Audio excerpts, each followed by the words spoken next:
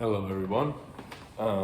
I just got back from work and I immediately set to doing some study for this next book 2 of the Republic. And I'm not going to go through the whole thing in this video because I got 3 pages in, and these 3 pages of book 2 have so much in them, and it requires some explanation. So we're going to get into the myth of Gyges today within Book 2 of the Republic. So to start off, go grab a drink. But to start off, we just finished Book 1, and Thrasymachus has been silenced.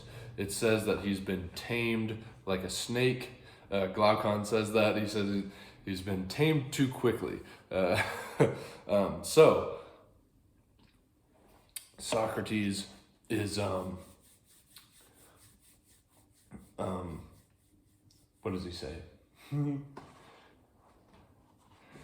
We'll just go ahead and read the first line here. Now, when I had said this, I thought I was freed from the argument, but after all, as it seems, it was only a prelude. So this is just, book 1 is just to get you kind of hooked and get you into the argument. It lays out the general sort of ideas, and the rest of the book is going to echo what is in the book 1, but it's in far greater detail. So, Glaucon picks up the argument and says, well, Socrates, I'd really like to know more about this justice thing, and I agree with you, I think, but, I'm so used to hearing people like Thrasymachus, he means the sophists, talking about how injustice is far greater than justice itself. So Socrates, I would like to hear you explain this better. Now, do you want to just seem to persuade us, or do you want to truly persuade us?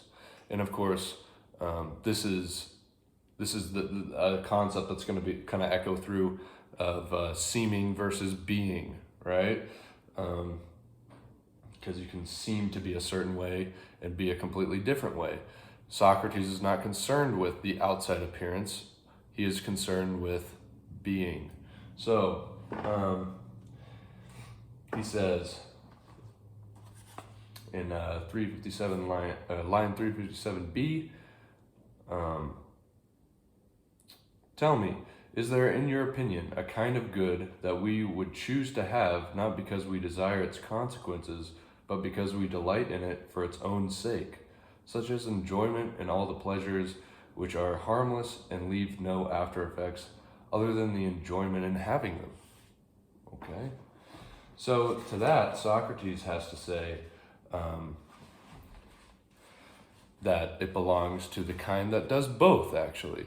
You can enjoy,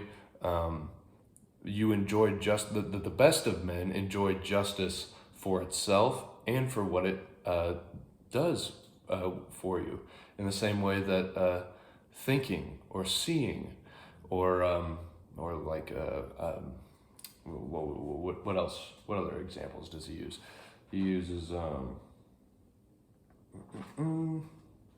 he says in line 58a, I for my part suppose that it belongs in the finest kind, which the man who is going to be blessed should like both for itself and what comes out of it. Sorry, that wasn't what I was trying to explain, but you understand what he's saying. So, but Glaucon says that's not a common opinion, Socrates. Most people around here don't think that. They think that justice is essentially a convention, right? And if you can get around it more effectively, then you're better off, clearly, right? He says,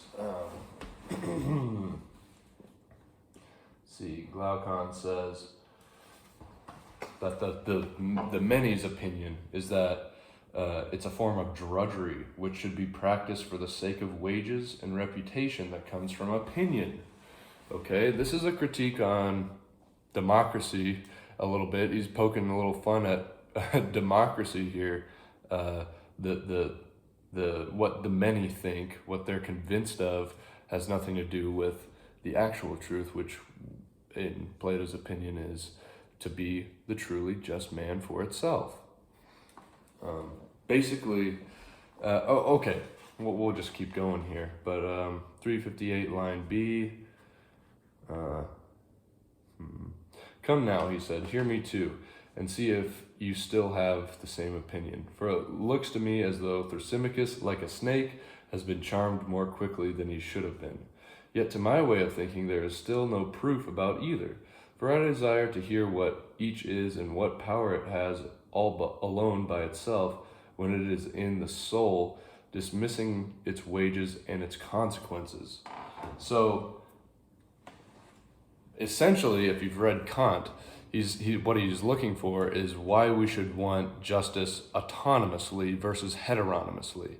Why you should want something regardless of what it gets you, essentially, outside of any kind of outside circumstances that might make you act in a certain way. Why is it good to be just in itself? He makes sort of an argument and says that it's, and by the way, Glaucon goes ahead and says, for Socrates, though that's not at all my opinion, I am at a loss. I've been talked deaf by Thrasymachus and countless others, while the argument on behalf of justice, that it is better than injustice, I've yet to hear from anyone as I want it. I want to hear it extolled all by itself, okay, all by itself, and I suppose I would be most likely to learn that from you. And Socrates is game for this. So he says, all right, Glaucon, let's hear your argument.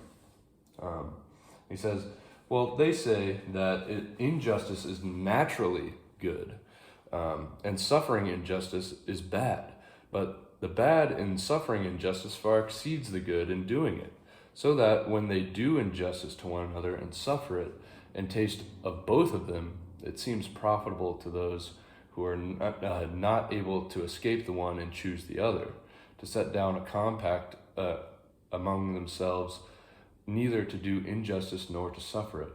And from there they began to set down their own laws and compacts to name what the law commands lawful and just. And this, then, is the genesis and being of justice. It is a mean between what is best, doing injustice without paying the penalty, and what is worst, suffering injustice without being able to avenge oneself. Okay, it is good. It is good because it is honored due to a want of vigor in doing injustice. This sounds sort of like Nietzsche. All right, when he says here, it is good. By the way, look at these notes. This is how frequent. There's a lot of things in here, and I'm not going to be able to hit every single thing, but I'm kind of trying to keep going, keep moving along here. But when he says the want of vigor in doing injustice, what he's talking about is strength. What he's talking about is, some people are too weak to get away with doing injustice, whereas it reminds me also of the judge in Blood Meridian, when he talks about that the justice, or the idea of justice, is invented by the weak to serve the weak, which is pretty Nietzschean as well. Okay.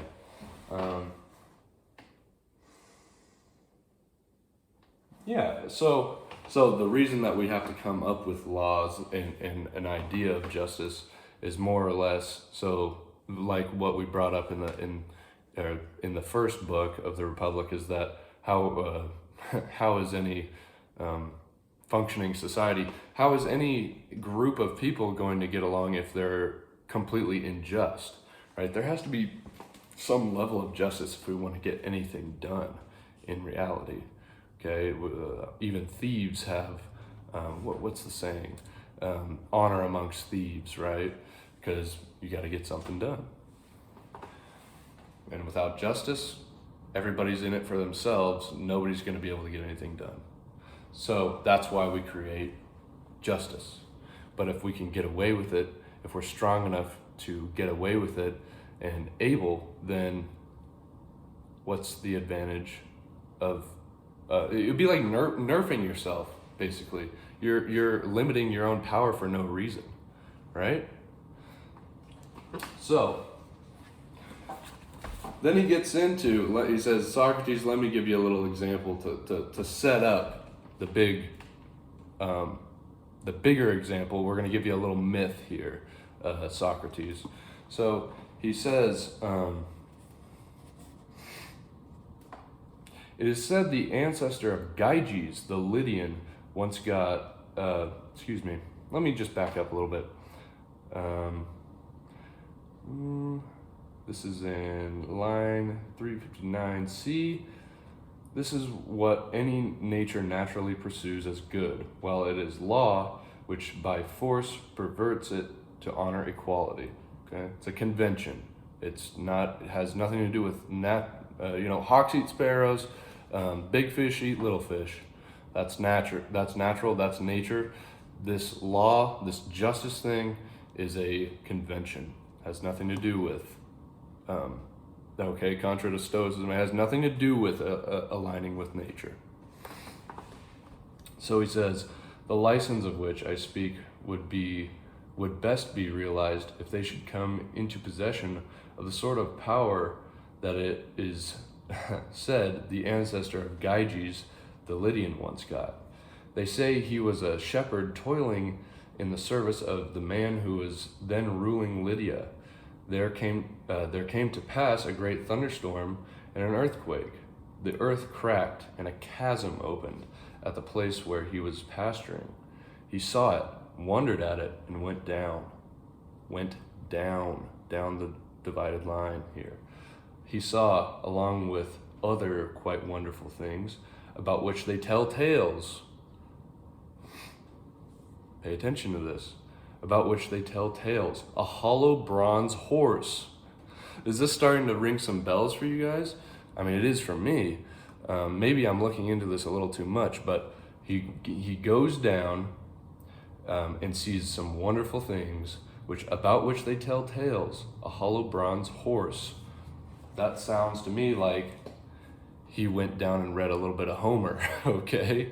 And that gave him some bronze ideas, right? The bronze, the horse, the hollow horse, like Odysseus made for the Trojan horse, right? And this was a major scheme and way of sort of tricking people and is teaching people about being crafty and tricky. And, Odysseus is sort of clever like a fox, So it's teaching people to be this way, right? And that's sort of a bronze idea, to do things undercover, to do things in a sort of Machiavellian way. Okay, so continuing on here. He says, it had windows peeping in. It had windows. Peeping in, he saw there was a corpse inside that looked larger than human size. It had nothing on except a golden ring on its hand. What do I think this is? I think that this is the Homeric gods. I think that that's what that represents, is the Homeric gods. He's wearing nothing. He's larger than human size. This sounds like sort of like a god to me. And he's slipping this ring off of the god, so he's gaining the god's power. And the fact that he's dead maybe is also saying that the ideas that we've had about the Homeric gods is also dead, right? We no longer believe in these myths, but what we've taken from them is this ring, right? Which we'll see what happens with the ring in a second here, but it's sort of a power to taking what I think it is it's knowledge and a lesson from the Homeric gods. The Homeric gods are completely unjust. The Homeric gods, like Zeus, like we've been talking about in the other within Greek tragedy and the Homeric myths, the myths in general, the gods are completely unjust. They sleep around. They're constantly screwing with each other. That I believe even in the Odyssey, I forget which god and goddess it was. Was it Aphrodite and there was another one. I forget. Was it the god of war? Damn, what's his name? Brain will not work right now. He cheats on whoever. Basically, the gods are sleeping around is all I have to say about that. Okay, excuse my poor memory right now. But what Gyges is doing is he's taking sort of this knowledge from the Homeric gods, which are now dead. We've got sort of new science, new ideas, new philosophy propping up. The true and what's being taken from these old myths is this sort of injustice, even though we don't believe in them anymore. And there's also no reason to believe in any justice anyways, because the gods, right, the sun is not Apollo. He's not going to shoot you with arrows because you told a lie, you did anything like that. So I guess there's two ways you could take that. There's the way that I just said of like the gods are now dead, and what we've taken from them is this sort of ring which represents the ideas of these injustices which we've inherited from striving to become like these gods, which are completely unjust, but they're perfectly unjust. They never get away, or they always get away with it. There's no penalty to their injustice. Or you could say that because these Homeric gods are now, we don't believe in them anymore, we've lost this sort of cosmic justice that we believed in before when we were thinking about the Homeric gods. Now we have no reason to be just anyways, because there's no cosmic repercussions for our actions. But moving on, he slipped off and went out. When there was the usual gathering of the shepherds to make the monthly report to the king about the flocks, he too came, wearing the ring. Now while he was sitting with the others, he chanced to turn the collet of the ring to himself, towards the inside of his hand. When he did this, he became invisible to those sitting by him, and they discussed him as though he were away. He wondered at this, and fingered the ring again. He twisted the collet toward the outside. When he had twisted it, he became visible. Thinking this over, he tested whether the ring had this power, and that was exactly his result. When he turned the collet inward, he became invisible, when outward visible. Aware of this, he immediately contrived to be one of the messengers to the king. When he arrived, he committed adultery with the king's wife, and along with her set upon the king and killed him. And so he took over the rule. Pause real quick. We're at line 360A, by the way, if you guys are following along. In the Alan Bloom translation, which I recommend you get. It's very accurate to the original Greek. Alan Bloom also has a lot of good annotations in here, and he has an interpretive essay, which is very helpful to read as well. So check that out. So we're gonna pause here. One note that I have on this: does this remind you of any major novels that have come out recently? Maybe Lord of the Rings. I say recently, it's not recently, but yeah, Lord of the Rings. This reminds me very much of Lord of the Rings, okay? I can't imagine that that he had never read The Republic, okay? Why can I not think of the guy who wrote Lord of the Rings? I want to now. I know this is so bad, man. I hate that whenever I need to remember a name, I can't remember it. Just goes to show, I haven't read Lord of the Rings. I've only seen the movies. Excellent soundtrack in the movies. Excellent movies. Though to be fair, I usually start on them and get to past the second one, and when I get to the third, I'm burnt out. I can't watch it. But I have seen all of them. Great movies. Okay, so line 360B, Glaucon's gonna say, now if there were two such rings, and the just man would put one on, and the unjust man the other. No one, as it would seem, would be so adamant as to stick by justice and bring himself to keep away from what belongs to others and not lay hold of it, although he had license to take what he wanted from the market without fear, and to go into houses and have intercourse with whomever he wanted, and to slay or release from bonds whoever he wanted, and to do other things as an equal to a god amongst humans. There's that reference to the gods. What it is seeing what their soul, what their true soul is like, okay, underneath everything. It's taking all consequences of physical repercussions away and just seeing what the soul can do, what the soul is underneath. Is it a bronze soul or a gold soul? Okay? But something important that you should know about this myth, it is actually based on a true story. Not really, though. It depends on if you trust this guy, Herodotus. Okay. But in Herodotus, and we're going to switch over here, he tells a myth or history, depending on if you believe Herodotus, about this guy, this king, Candalus. Candalis? I don't know how you say it. Whatever. Doesn't matter. He's a king of Lydia, and he has this beautiful, sexy wife. And he says she's just the most beautiful wife, the most beautiful woman in the entire kingdom.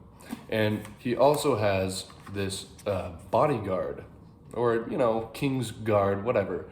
I'm just going to say bodyguard, named Gyges. Okay? Now, he trusts Gyges. Gyges and what's his name, Candalus, are bros, all right? Big time. They love each other. Not in like a homosexual way, but they like a platonic sense. They love each other.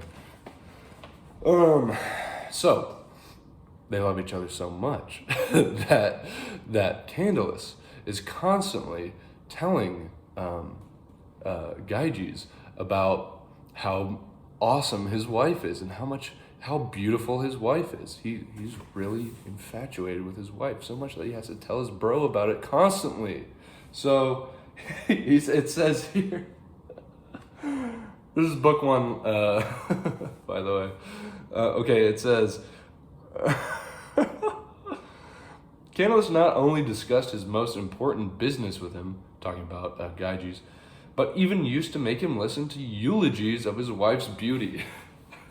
So one day, though, he's like, man, I have a sense that you don't really believe it. I know you listen to me and like you say, oh yeah, no, she's really beautiful. I can't tell if you're just agreeing with me because I'm the king, because like you have to agree with me essentially. But she's so beautiful, you're gonna have to see it yourself. You're gonna have to see her naked. And this reminds me of when he's like, all right, so we're gonna when she goes to bed, she takes her clothes off. And what we're gonna do is we're gonna have you hide kind of behind this like closet thing, right? Kind of like in Hamlet, right? You're gonna hide behind this closet and you're gonna watch her get naked, and then you'll know. And so what this reminds me of is when you're friends with a dude who's like dating this hot girl and she's sending him nudes, and he's like, bro, look at this. He like shows you the nudes of his girlfriend. But, to the next level of like, no, you're actually gonna go see her naked. So Gyges is like, what? No, I can't do that. First of all, he thinks that the king is gonna like trap him, is basically trapping him into like, you saw her naked, I'll kill you now. So he's like, no, I can't do that. And it says here, he says, I do not doubt, this is Gyges speaking, I do not doubt that your wife is the most beautiful of women. So for goodness sake, do not ask me to behave contrary to custom. Okay? Thus, he did his utmost to decline the king's invitation because he was afraid of what might happen if he accepted it. It's not that he wants to do the just thing, which is not to look at his bro's wife's nakedness on its own. It's that he's afraid of the consequences. The king, however, told him not to distress himself. He said, "There is nothing to be afraid of, either from me or my wife. I am not laying a trap for you." It's like, no, trust me. So, anywho, they end up doing it. Okay, he ends up doing it. He ends up going in and seeing her disrobe. And he's like,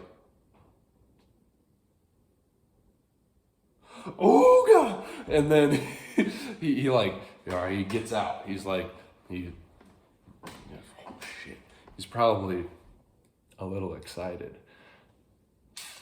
But he gets out. He stumbles and she sees him. But she doesn't, she sees him, she says, "What the hell? Gyges, what the hell?" But she doesn't say anything to him. And then she gets to thinking a little bit. She says, "I bet my asshole husband set him up to this." Right? Gyges seems like a good guy, conventionally, of course. He goes according to custom pretty well. And she is like, next time she sees him, she calls him in. And she says, "Look, I know you saw me naked. And with our culture, apparently in this culture, it mentions here that was no bueno." So, Herodotus says here, it was no bueno. And in their culture, right? Because you got to think about Herodotus. He's coming from a culture where people saw each other naked all the time, right? No big deal, right? Guys naked wrestling like Joe Rogan, everybody's doing it. So, but in this culture, that was a bad deal.